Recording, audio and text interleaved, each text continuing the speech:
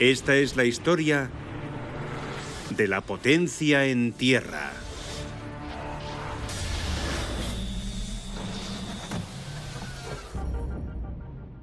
Aunque solo el 29% de nuestro planeta es tierra, aquí es donde vivimos todos.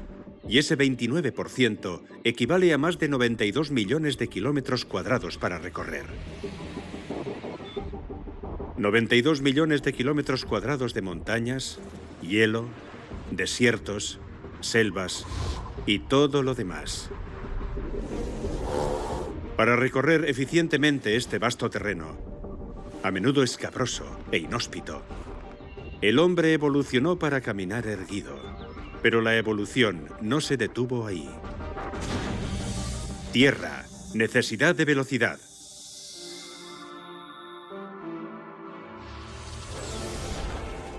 Y hoy, a esto es a donde nos ha llevado la evolución.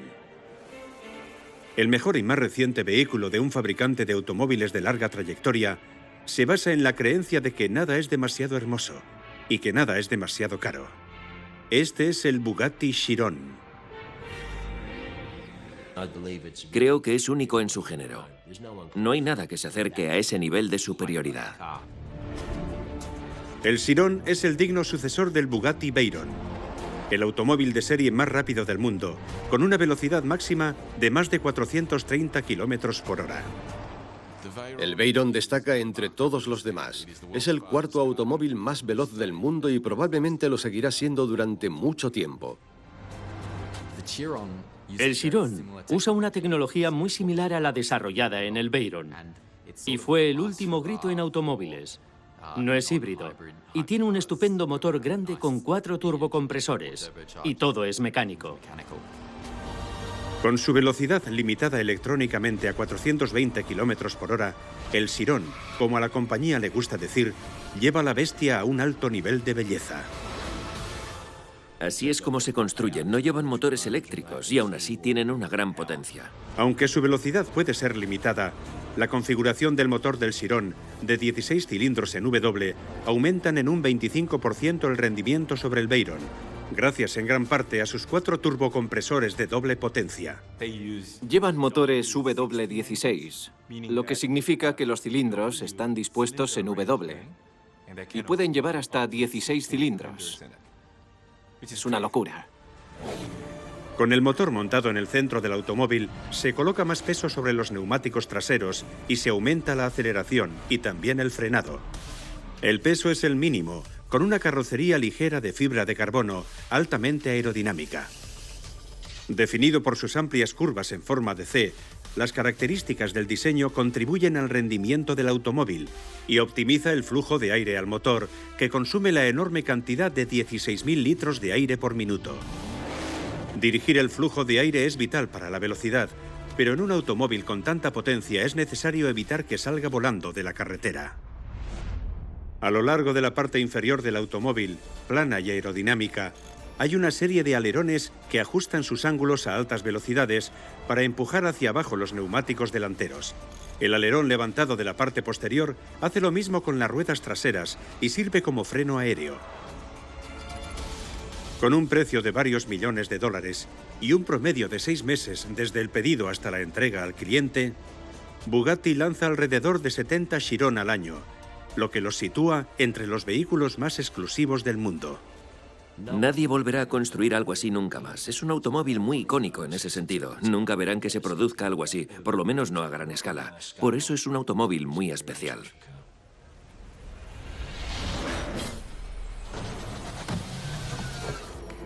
Automóviles más exclusivos, de diversos diseños y menos lujosos, se podían ver en las carreteras desde principios del siglo XIX.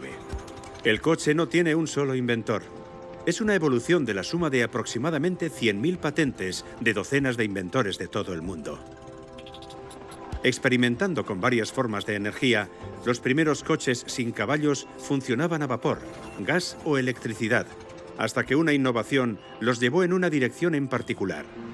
Construido por el ingeniero alemán Nikolaus Otto en 1876, el motor Otto era un motor de combustión interna de carga comprimida que llegó a definir la fuente de potencia predominante en automoción durante más de un siglo. Un motor de combustión interna funciona convirtiendo la energía química en energía térmica y luego en energía mecánica. Al encender una mezcla de aire y combustible, aumenta la presión dentro de la cámara de combustión, que impulsa el pistón del motor hacia abajo. El movimiento hacia abajo del pistón hace girar el cigüeñal, y ese cigüeñal es lo que utilizamos para mover las ruedas. Aunque el concepto de los motores de combustión interna existía desde hacía muchos años, e incluso después de que la tecnología fuera probada, pasaron años antes de que se aplicara al automóvil. Debemos a Carl Benz el primer automóvil fabricado en masa, el Patent Motor Wagen, de 1885. Tenía solo 3 ruedas y un motor de combustión interna de 4 tiempos diseñado por él mismo. Con un avanzado sistema de encendido eléctrico y una dirección rudimentaria, el motor Wagen se convirtió en el primer automóvil comercialmente disponible de la historia, ayudado por una gran campaña de publicidad. La idea del motor de combustión interna estuvo allí durante cientos de años, pero fue comercializado y probado por primera vez en un vehículo por el señor Benz y su esposa. Sin el conocimiento de Carl, su emprendedora esposa Berta subió al vehículo con sus 2 hijos y recorrió 100 kilómetros para visitar a su madre, lo que notificó a su marido dejándole una nota. Este viaje fue el primer recorrido de larga distancia y demostró la viabilidad del automóvil. Y ese fue el primer vehículo impulsado por un motor de combustión interna registrado en la historia.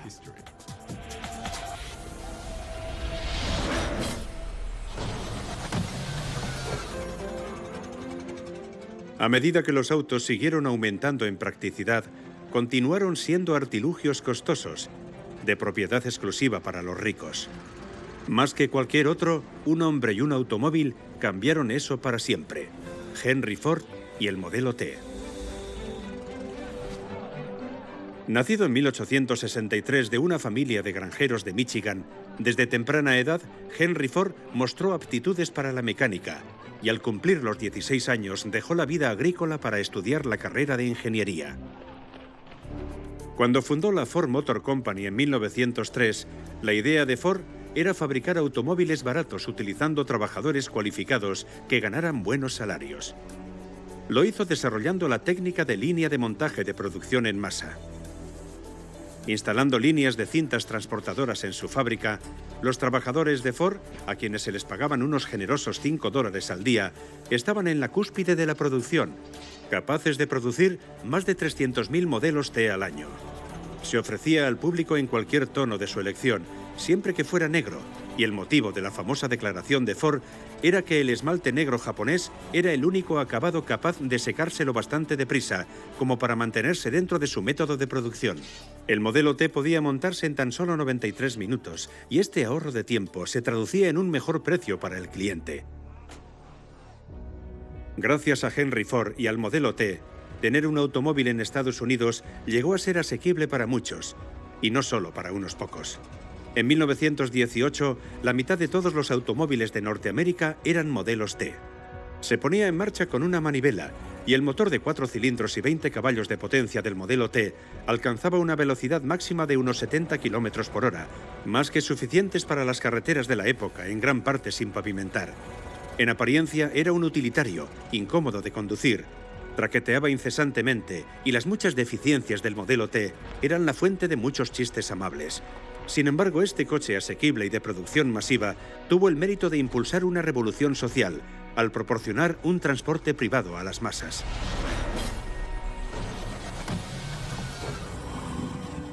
Ford también estuvo a la vanguardia de la siguiente gran revolución en los automóviles: el motor V8. Fue patentado previamente en Francia en 1902, y al principio era utilizado habitualmente en lanchas rápidas y aviones antes de encontrar su popular lugar en los automóviles. La V en el V8 proviene del ángulo en el cual se montan los 8 cilindros sobre el cárter. Dispuestos en 2 filas opuestas de 4, los cilindros movían un cigüeñal común, que como en un diseño de motor estándar, convertía la energía lineal del pistón en un movimiento de rotación que se transfería por medio de la caja de cambios a las ruedas. Con la disposición enfrentada de los 8 cilindros, se eliminaron en gran medida las molestas vibraciones del motor, ya que el V8 era un diseño muy bien equilibrado. Pero la principal innovación del V8 fue que generó más potencia sin aumentar el tamaño. Al aumentar el tamaño de un motor, se puede conseguir más potencia. Y solo hay que saber cómo adaptar ese volumen determinado, que es grande, a un espacio limitado. Presentado en 1932, el Ford Flathead V8 fue el primer motor V8 económico y de producción masiva. El Flathead revitalizó y reencauzó la Ford Motor Company. Este motor despertó el apetito de los consumidores hambrientos de potencia y el diseño de los automóviles cambió radicalmente para estar al día. A partir del V8 nació una nueva generación de automóviles.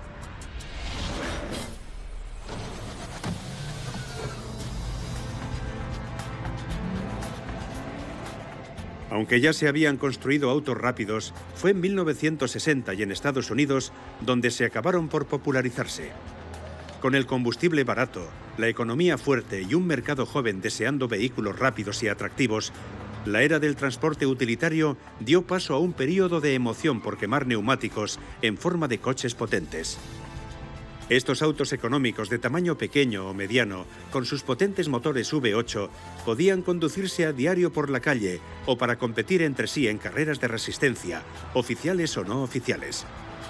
Con los fabricantes de automóviles compitiendo por la supremacía en las pistas de carreras, así como en el ranking de ventas, el lema se convirtió en «Corre el domingo, vende el lunes».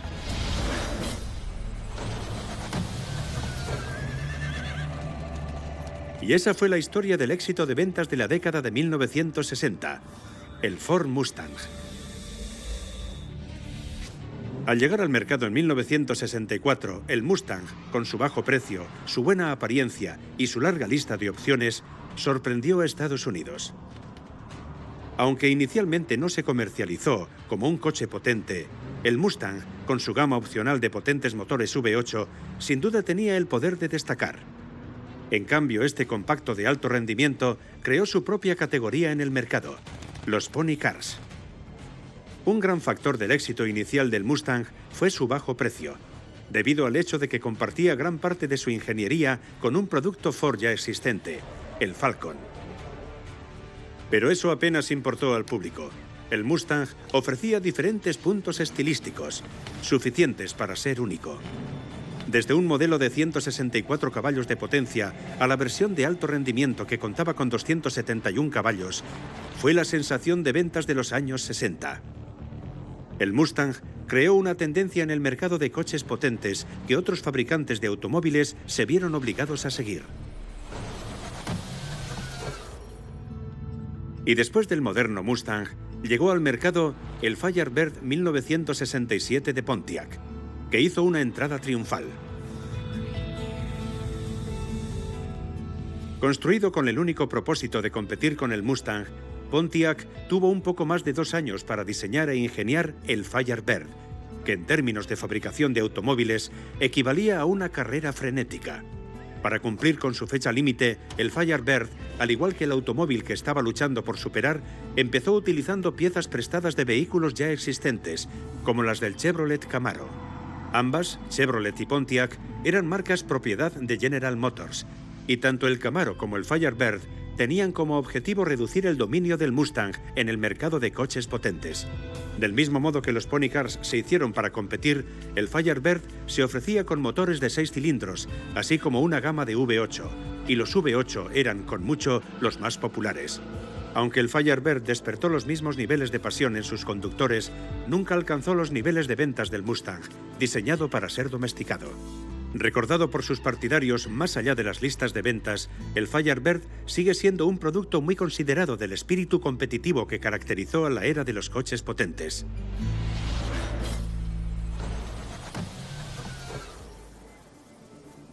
La época de los muscle cars fue corta y llegó a su fin en la década de 1970, pero su influencia se ha mantenido fuerte y alimentada por otros tipos de automóviles, coches como el Dodge Viper.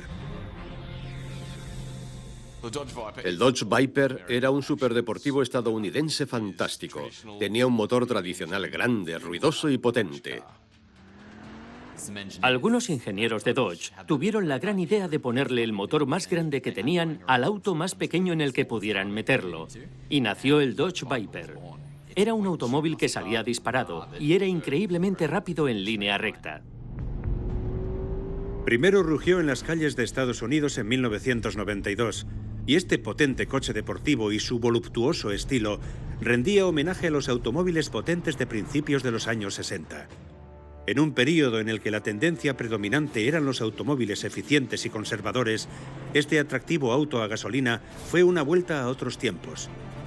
Lo que vendía principalmente de este vehículo poco práctico era que tenía lo que muy pocos ofrecían en el mercado del motor: fuerza bruta. Tenía un motor V10 de 8,3 litros, que literalmente era de camión, pero lo transformaron en un motor de automóvil de alto rendimiento que era brutal. Aprovechando la experiencia del fabricante de superdeportivos Lamborghini, que era propiedad de Chrysler en aquel momento, el Viper desarrollaba 400 caballos de potencia a 4.600 revoluciones por minuto, cifras casi inauditas a principios de los 90. Producía unos 480 kilovatios en su modelo superior, que era 5 veces más que la del pequeño tres puertas, y tenía la misma potencia que la mayoría de sus rivales superdeportivos.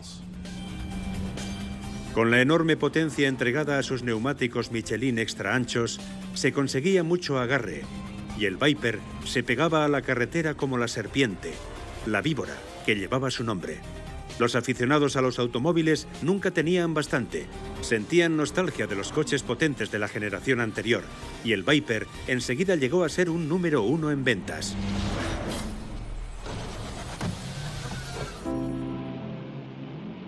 Antes de que los vehículos de producción se construyeran y vendieran con la potencia de un coche de carreras, la búsqueda de la velocidad fue larga.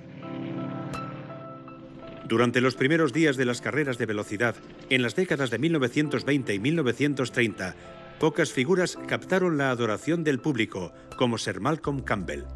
Consiguió el récord de velocidad en tierra 9 veces durante su vida, además de establecer 4 récords de velocidad en agua, y por su contribución, este automovilista nacido en Inglaterra recibió el título de caballero. Compitió con una serie de varios autos que llamó Blue Bird, y el más rápido de ellos fue el modelo Campbell Railton, construido en colaboración con el ingeniero de automoción británico Ray Railton. El Campbell Railton Blue Bird era un diseño modernista de los años 30 y presentaba una sección transversal rectangular baja que abarcaba todo el ancho de los ejes de las ruedas para reducir la resistencia.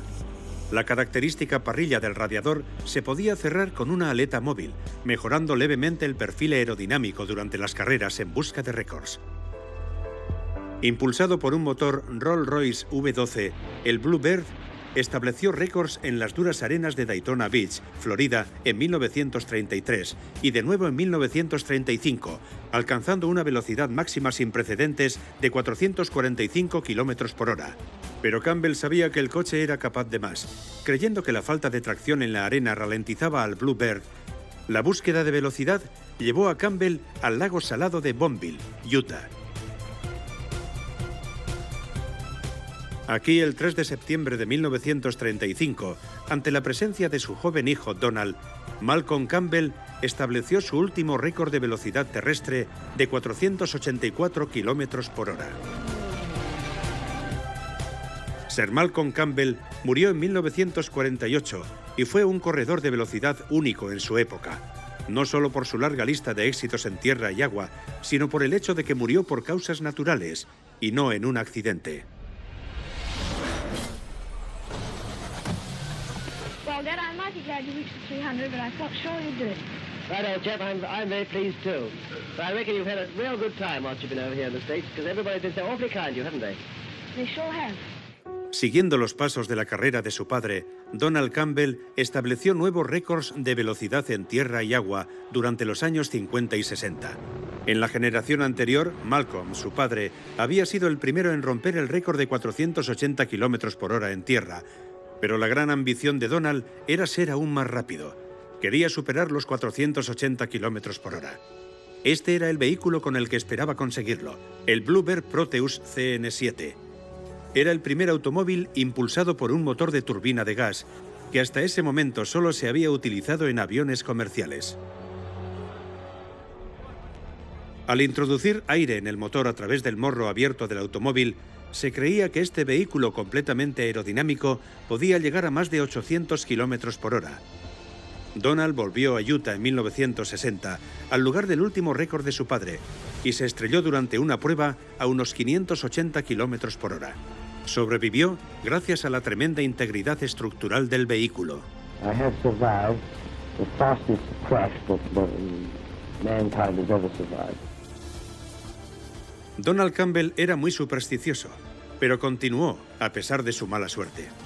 El coche fue totalmente reconstruido y encontró una pista de carreras más prometedora en el lecho seco del lago Erie, al sur de Australia, un lugar en el que no había llovido durante 9 años. En 1962, cuando el automóvil y el equipo se desplazaron a aquel remoto lugar, los cielos se abrieron y el lago se llenó con más de 7 centímetros de agua. Al final, después de 18 meses de espera, Donald hizo su osado intento, aunque la pista aún estaba húmeda. Logró su objetivo, superar la marca de las 400 millas por hora y establecer un nuevo récord de velocidad terrestre de 648 kilómetros por hora. No tuvo más oportunidades de competir nuevamente en tierra, ya que Donald murió 5 años después durante una prueba de velocidad en agua.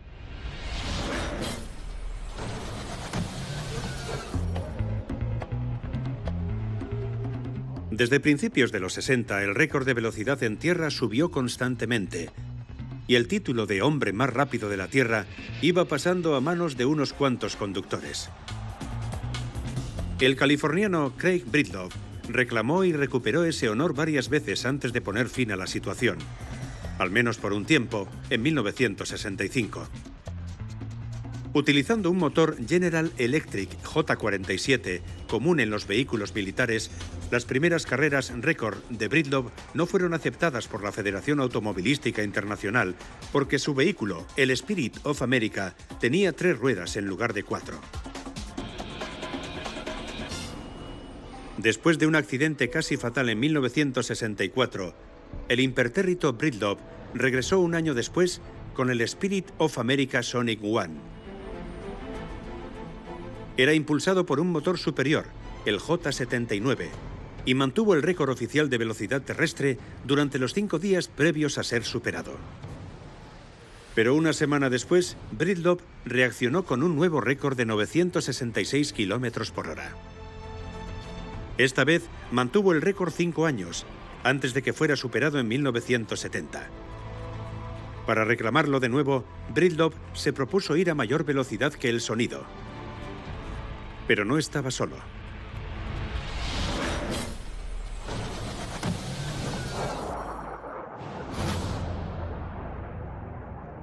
Este fue el vehículo contra el que se enfrentó Breedlove, el Thrust Supersonic Car, SSC para abreviar. Diseñado por un equipo británico liderado por Richard Noble, que estableció el récord de velocidad terrestre en 1983, este automóvil a propulsión a chorro tenía el propósito de no solo romper el récord, sino también de romper la barrera del sonido. Si quieres ir en tierra a más velocidad que el sonido, tienes más problemas que en el aire, porque te limita algo sólido, la tierra sobre la que te desplazas. Y eso significa que hay un hueco muy pequeño entre el objeto en movimiento y el suelo. Propulsado por un par de motores a reacción Rolls-Royce Spey 202, el mismo que llevan los cazas F-4 Phantom, el Thrust SSC generó unos asombrosos 110.000 caballos de potencia, convirtiéndose en el auto más potente jamás construido. Diseñar un automóvil tan poderoso era una cosa. Encontrar a alguien para sentarse detrás del volante era otra. Con unos pocos elegidos capaces de conducirlo, tras un riguroso proceso de prueba, se eligió a este hombre, el piloto de combate de la Royal Air Force, Andy Green. Es como el hombre caminando en la luna. Son 4 millas en 1 minuto, como escalar el Everest. Es algo que nadie ha hecho antes. El desafío para Green era inmenso. Era imposible albergar la transmisión en la parte delantera del vehículo debido a restricciones aerodinámicas, y el Thrust SSC era dirigido por medio de sus ruedas traseras asimétricas.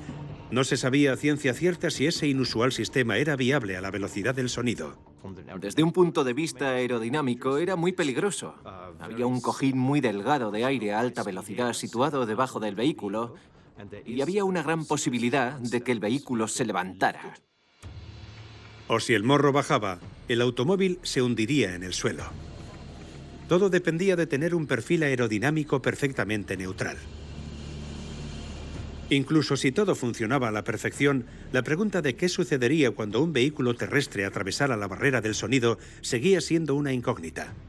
Se temía que la onda de choque resultante pudiera desarmar o destruir el automóvil, junto con su conductor.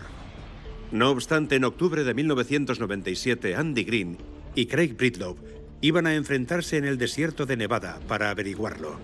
Tristemente para Breedlove, no tuvo la oportunidad. Su último Spirit of America sufrió daños en el motor durante una prueba y se vio obligado a abandonar la competición. Tuvo que observar cómo Andy Green y el Thrust SSC corrían por la arena. A los 50 años y un día después de que Chuck Yeager y el cohete Bell X-1 rompieran por primera vez la barrera del sonido, Andy Green y el Thrust SSC se unieron al club. Corriendo por el desierto a una velocidad máxima de 1.227 km por hora, esta fue la primera vez que un automóvil era supersónico. El récord no ha sido batido a día de hoy, pero hay quien ha intentado romperlo. Y Andy Green y el equipo del Thrust están entre los que quieren ir aún más deprisa.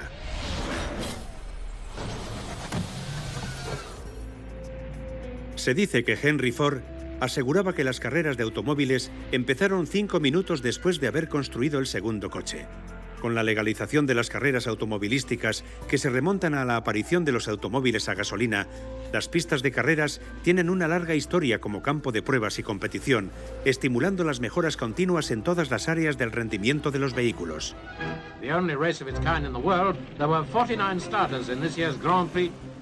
Le Mans es más que cualquier otra carrera de resistencia, y es la más antigua del mundo, y se prueban nuevas tecnologías que se aplican a coches para el público. Tiene lugar anualmente en Francia, desde 1923, y en Le Mans se lucha por el Gran Premio de Resistencia y Eficiencia. Compitiendo durante 24 horas, los pilotos se esfuerzan por cubrir la mayor distancia corriendo en un circuito que combina carreteras públicas con pistas de carreras profesionales. Con las distancias actuales que exceden fácilmente los 5.000 kilómetros, Le Mans prueba no solo la velocidad de un vehículo, sino también el gasto de combustible, fiabilidad y seguridad.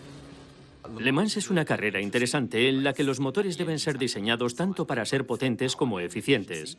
Como es una carrera muy larga, de 24 horas de duración, si tu motor no es eficaz harás muchas paradas para repostar y obviamente mientras estés llenando el depósito, el resto de los competidores te irán adelantando.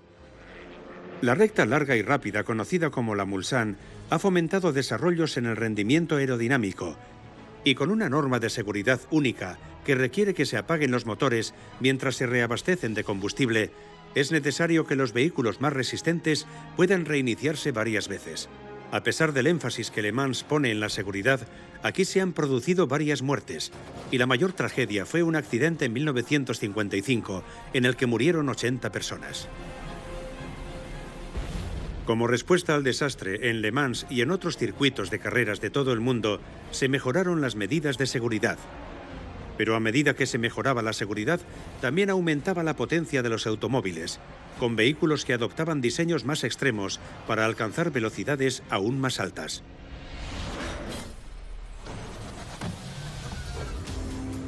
Vehículos como el Porsche 917.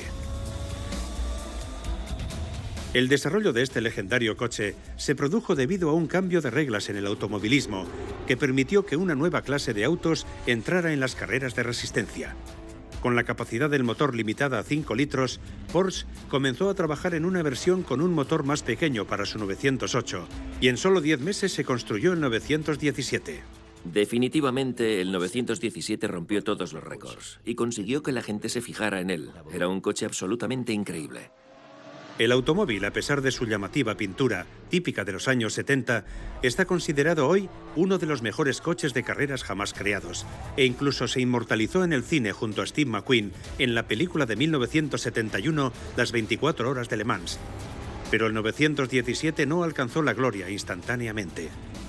En los primeros modelos, la potencia de su motor de 12 cilindros, capaz de pasar de 0 a 100 km por hora en 2,4 segundos, era difícil de conducir, y Porsche tuvo dificultades para encontrar pilotos dispuestos a arriesgarse a sufrir un accidente anunciado. Y en Le Mans, en 1969, ocurrió lo que se temía. El piloto John Ulf perdió el control de su 917 y murió como resultado de la colisión. Pero Porsche persistió, y el ingeniero jefe John Horstman encontró la solución al problema del 917. Al estudiar los restos de insectos muertos sobre el vehículo después de las vueltas de prueba, notó que los insectos se concentraban en la carrocería, no en la parte posterior. Que no hubiera insectos significaba que no había flujo de aire y, por lo tanto, no había carga aerodinámica. A altas velocidades, el alerón de un coche de carreras está diseñado para hacer lo contrario a las alas en un avión. Los coches de carreras tienden a tener carga aerodinámica. Por eso tienen alerones invertidos que presionan el auto hacia el suelo, lo que aumenta la presión que tienen que soportar los neumáticos, que se calientan mucho. Por lo tanto, los neumáticos lisos deben ser muy resistentes y de una goma muy adherente para mantener el coche sujeto a la pista. Con su liviana estructura de aluminio y la carrocería de fibra de vidrio, la clave para que el Porsche 917 fuera el coche de carreras dominante en el que se convirtió fue el perfeccionamiento del diseño de la parte posterior. La adición de alerones más cortos y más altos proporcionaba un flujo limpio de aire impulsor de carga aerodinámica sobre las ruedas traseras. Con una drástica mejora en el manejo del automóvil, Porsche tuvo repentinamente un ganador de carreras en sus manos, y en 1970 este automóvil le dio al fabricante alemán su primera victoria en Le Mans. El año siguiente fue aún más impresionante con el auto que volvió a ganar en Le Mans, así como 8 de las 10 carreras para el Trofeo Mundial, consolidando el legado duradero del 917 como uno de los autos más potentes de las carreras oficiales.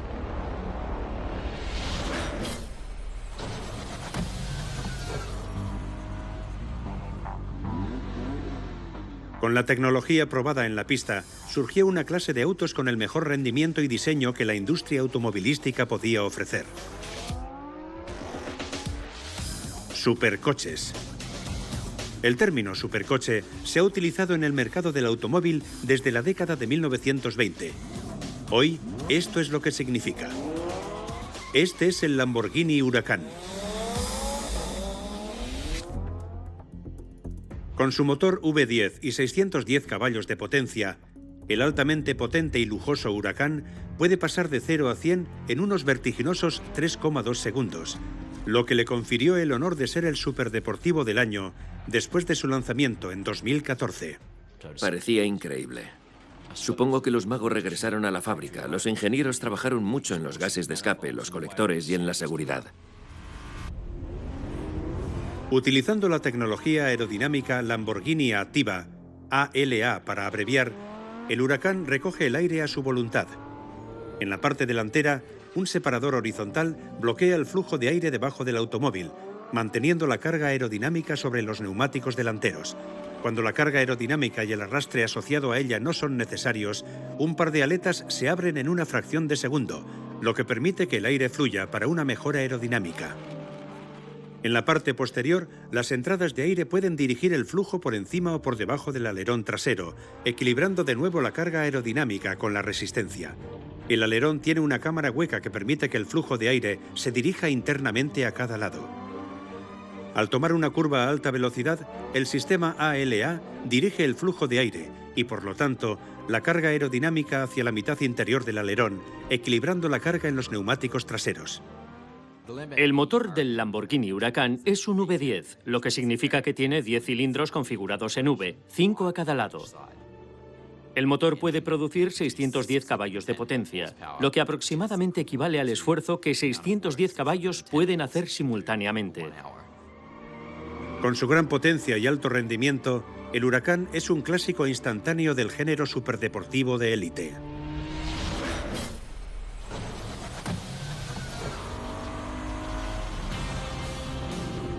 No todos los superdeportivos son creados iguales, e incluso en este extraño mundo es posible hacerlos mejor. Lo mejor de lo mejor. El 1% de los superdeportivos son clasificados como hiperdeportivos. Coches como el Lykan Hypersport. Construido por la compañía W Motors de los Emiratos Árabes Unidos, este es el primer hipercoche de Oriente Medio. Y con un precio muy superior a los 3 millones de dólares, también se encuentra entre los automóviles más caros que se hayan puesto a la venta. Con un motor boxer de 6 cilindros y doble turbo situado tras el conductor, el Lykan produce 750 caballos de potencia. Pasa de 0 a 100 en 2,8 vertiginosos segundos. Y la velocidad máxima del automóvil roza los 400 km por hora. Solo se han fabricado 7 Lykan, que se encuentran entre los autos más exclusivos del mercado, incluso para los estándares de los hiperdeportivos. Hay muchos datos sobre este vehículo enigmático y excesivo que siguen siendo un misterio, incluso cuántos se han vendido. Aunque se puede decir con seguridad que es un coche extremadamente poderoso, propiedad de personas extremadamente poderosas. Con los superdeportivos que continúan desarrollando nuevas tecnologías y mejorando el rendimiento, para que un vehículo como el Lykan alcance el estatus de hipercoche, debe estar a la vanguardia de la ingeniería y el diseño. Pero el listón sigue subiendo, y lo que es extraordinario hoy, tal vez será habitual mañana. Si bien puede pasar un tiempo antes de que los faros con incrustaciones de diamantes sean habituales, las innovaciones que provienen de los automóviles tienen el poder de cambiar el mundo. Las carreteras, que literalmente han remodelado la Tierra, han permitido que los autos alcanzaran su máximo potencial. Y a medida que los automóviles eran más rápidos y cada vez lo eran más, la tecnología de seguridad necesitaba acelerar para seguir el ritmo. La primera prueba de colisión se realizó en la década de 1930 y rápidamente se convirtió en un medio popular para investigar la integridad estructural de un vehículo. Con la introducción de los maniquíes para pruebas de choque a finales de los 40, los impactos en los ocupantes de un automóvil se entendieron mejor, y este tipo de pruebas dio lugar a un conjunto de innovaciones de seguridad. Volvo desarrolló el cinturón de seguridad estándar de 3 puntos y entregó libremente la patente con el interés de salvar vidas. Los airbags, impopulares al principio, fueron más efectivos con las mejoras de los cinturones de seguridad y son utilizados ampliamente en la actualidad. Y a medida que los automóviles se han vuelto más seguros en los accidentes, la tendencia se ha desplazado hacia la prevención, con una gran cantidad de tecnologías inteligentes.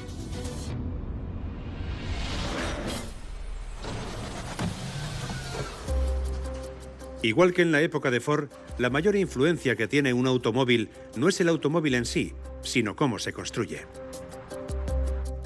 Y hoy la fabricación de vehículos está en la cúspide de una revolución, más cambiante que la línea de montaje de Ford. La impresión 3D es una herramienta de ingeniería revolucionaria. Tiene la capacidad de fabricar formas bastante complejas, capa por capa, o por un sistema de soplado. Así que cosas como la complejidad del diseño ya no son un problema. Prácticamente cualquier cosa se puede fabricar utilizando impresoras en 3D. La impresión 3D no solo cambia la forma en que fabricamos los automóviles, sino que también puede cambiar los coches que fabricamos.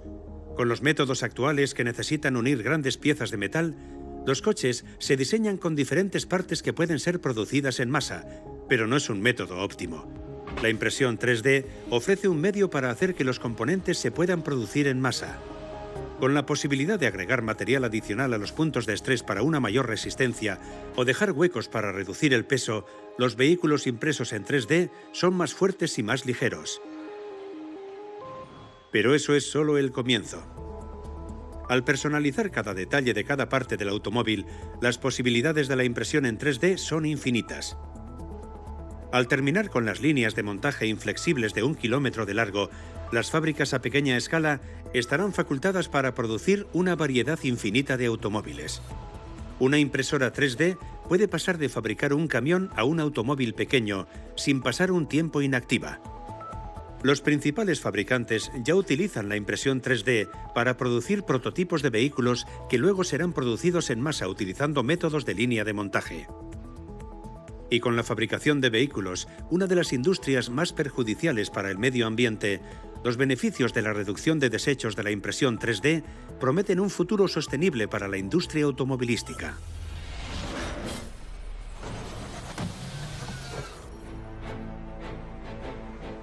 Para que los autos sean verdaderamente sostenibles, se necesita una nueva fuente de energía.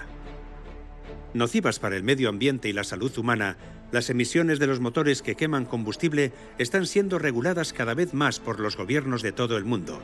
Y a medida que disminuye el suministro de petróleo, los combustibles derivados del crudo aumentan su precio. Afortunadamente, los autos, desde su inicio, tienen una historia de energías alternativas.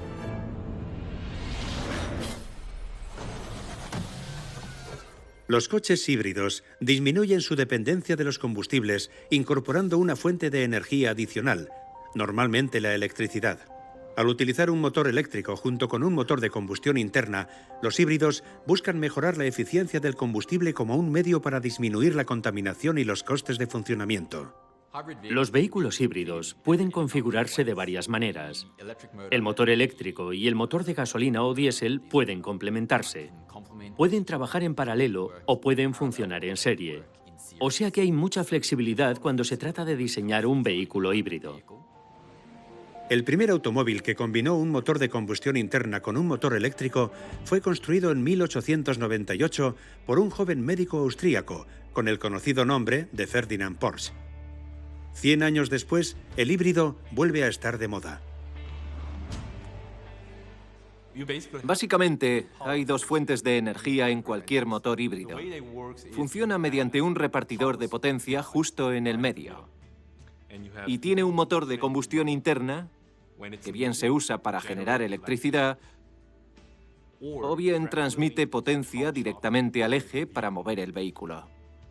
Y con este repartidor de potencia, se puede regular qué cantidad de potencia mecánica se usa para empujar el coche y cuánta para generar electricidad y ser almacenada en una batería para más tarde. Los motores eléctricos también tienen la ventaja de actuar como generadores autoalimentados, capturando la energía que de otro modo se perdería y convirtiéndola en electricidad. Esto es particularmente evidente en el frenado regenerativo. En los automóviles convencionales, los frenos producen una fricción en los discos de los frenos para frenar, disipando la energía cinética del vehículo en forma de calor. El frenado regenerativo frena las ruedas al poner el motor eléctrico en reversa. Mientras aplica el par en sentido inverso, el motor eléctrico funciona como un generador, produciendo electricidad que alimenta las baterías del vehículo para su uso posterior. Económica y respetuosa con el medio ambiente, la conocida tecnología de ahorro de energía de los híbridos está dirigiendo hoy el rendimiento de los autos en nuevas direcciones.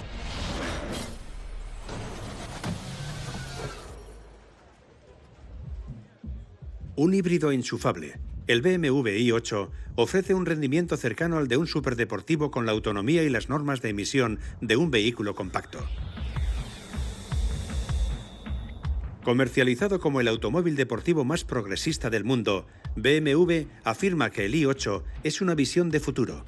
Y como deportivo eléctrico más vendido del mundo, puede que estén en lo cierto. Se puede cargar a través de un enchufe común de pared, y su serie de baterías de iones de litio de alto voltaje se mantiene a una temperatura operativa óptima gracias a un innovador sistema de enfriamiento. El motor de gasolina turboalimentado de 1,5 litros y 3 cilindros produce una buena potencia de 230 caballos. Situado sobre el eje trasero, el motor de combustión está por detrás de su homólogo eléctrico. El enfoque del BMW i8 es un poco diferente. El vehículo es impulsado únicamente por un motor de corriente alterna. Y el motor de combustión interna no entrega potencia a los ejes, sino que lo que hace es generar electricidad. Y esa electricidad que genera se usa para alimentar el motor de corriente alterna. Así que el motor de corriente alterna es el elemento principal para producir potencia. Obviamente, cuantos más motores pueda tener repartiendo potencia en un momento dado, más rápido podrá avanzar. Puede configurarse para simplemente impulsar las ruedas con el motor eléctrico y usar el motor como generador. Es como llevar una central energética en el coche. Con una velocidad máxima de 250 km por hora, limitada electrónicamente, el i8 proporciona un rendimiento con un consumo increíblemente eficiente y emisiones mínimas. Con una selección de 4 modos de conducción, el modo deportivo en el extremo superior aprovecha al máximo el motor de gasolina para obtener la máxima potencia. En el otro extremo, el eDrive usa únicamente el motor eléctrico, que puede impulsar el automóvil a lo largo de unos 37 kilómetros sin usar una sola gota de combustible. El diseño altamente aerodinámico del i8 y su liviana carrocería de fibra de carbono aumenta la eficiencia y el rendimiento deportivo. Este es un vehículo ecológico y eficiente en el uso de energía, que no le envidia la potencia ni la diversión de conducir a un automóvil deportivo tradicional.